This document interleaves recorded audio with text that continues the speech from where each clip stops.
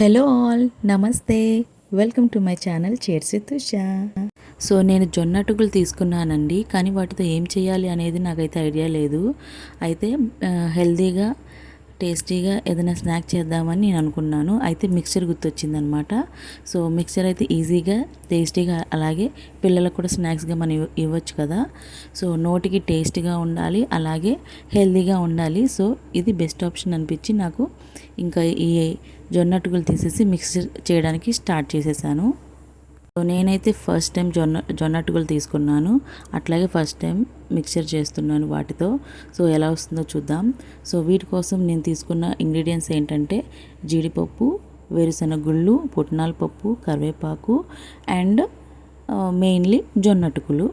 And దీంతోపాటు మనకి special ingredients 2 ఉన్నాయన్నమాట. అవేంటంటే సోంపు అనమాట.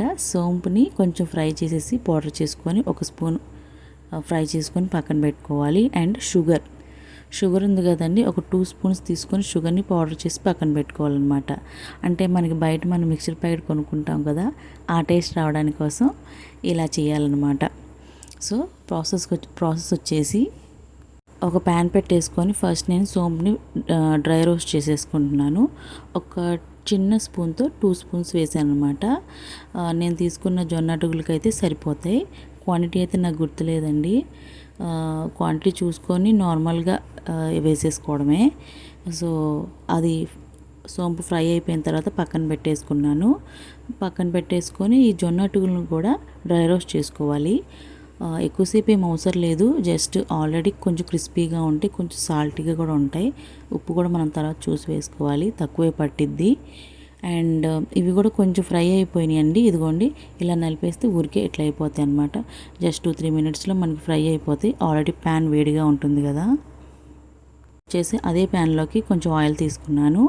సో మనం తీసుకున్న వేరుశెనగ గుళ్ళు, బాదం పప్పు, ఈ 2 కొంచెం లేట్గా వేగుతాయి కాబట్టి ఫస్ట్ ఆ 2 వేసేసుకొని వేయించేసుకోవాలన్నమాట. మంచిగా ఎర్రగా వేయించుకుంటే తినేటప్పుడు క్రిస్పీగా భలే ఉంటాయి అన్నమాట.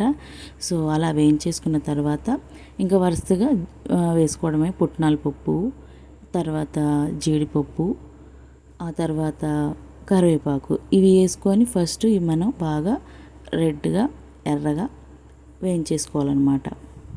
పప్పు త్వరగా మాడిపోకుండా ఉండాలి అంటే తర్వాత కొంచెం ఇవన్నీ వేసుకున్న తర్వాత లాస్ట్లో వేసుకొని అలా ఆ వేడికి మీద ఫ్రై చేస్తే మనకి కరెక్ట్గా వేగిపోయింది అనమాట. సో అట్లాగే ఇదిగోండి సోంపు పొడి నేను పౌడర్ చేసేసాను, అది కూడా ఇప్పుడు వేసేసాను అనమాట. ఇది వేసేసి ఒక్క నిమిషం అలా కలిపేయాలి, మాడకుండా చూసుకోండి. అలా కలిపేసిన తర్వాత మనం డ్రై రోస్ట్ చేసి పెట్టుకున్న అటుకులు ఉన్నాయి కదా, జొన్న అటుకులు, అవి కూడా వేసేసి కలిపేసుకోవాలన్నమాట.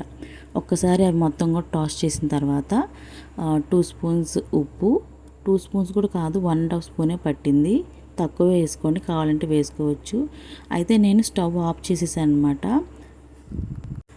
ఒక 1/2 స్పూన్ పసుపు అండ్ 1 స్పూన్ కారం వేసేసుకొని కలిపేసుకోవాలన్నమాట. స్టవ్ ఆపేసాను కాబట్టి అవి కింద ఏమి మాడిపోవు అనమాట. అలాగే ఈ కారము, ఉప్పు ఇవన్నీ కూడా మంచిగానే పడతాయండి. అండ్ లాస్ట్లో మనం పక్కన పెట్టుకున్న షుగర్ పౌడర్ను కూడా కలిపేసుకోవాలన్నమాట. సో ఈ పౌడర్ని కూడా కలిపేసుకొని మంచిగా బాగా టోస్ట్ చేసేసేయాలన్నమాట. పసుపు, కారం, ఉప్పు ఇవన్నీ బాగా మిక్స్ అవ్వాలి. అలాగే సోంపు, ఈ షుగర్ పౌడర్ అన్నీ కూడా బాగా మిక్స్ అవ్వాలన్నమాట. మంచిగా మిక్స్ అయితే మంచి టేస్ట్ వస్తుంది. స్టవ్ ఆఫ్ చేసాం కాబట్టి ఇవన్నీ కూడా కలుస్తాయా అని డౌట్ వద్దండి, మంచిగా కలుస్తాయి. ఎందుకంటే ఇప్పుడు దాకా మనం వేయించాం కదా, ఆ ప్యాన్ వేడిగా ఉంటుంది కదా, ఆయిల్ కూడా ఉంది కదా, కాబట్టి ఆ వేడికి బాగా కలుస్తాయండి. నో ప్రాబ్లం, అసలు చక్కగా కలుస్తాయి. సో నేను ఇంకా అదంతా కూడా కలిపేసిన తర్వాత డిష్ అవుట్ చేసుకుని ఒక పెద్ద ప్లేట్లో తీసుకొని వేసుకొని మీకు చూపించేస్తున్నా, చూసారా.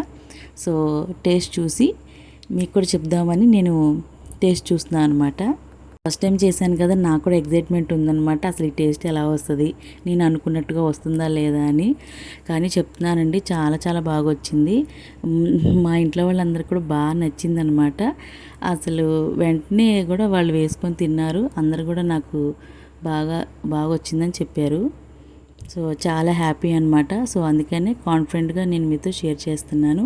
సో వేయించిన జీడిపప్పు, కరివేపాకు ఇవన్నీ కూడా వేస్తే బాగుంటాయి. సో నా ఫేవరెట్ అనమాట, అలా వేరుకొని తినేయడమే. సో ప్లీజ్ అండి, ఈ వీడియో కనుక మీకు నచ్చినట్టయితే లైక్ చేయండి, షేర్ చేయండి అండ్ సబ్స్క్రైబ్ చేసుకోండి. అండ్ మర్చిపోకుండా ఎయిర్ టైట్ బాక్స్లో స్టోర్ చేసుకోండి.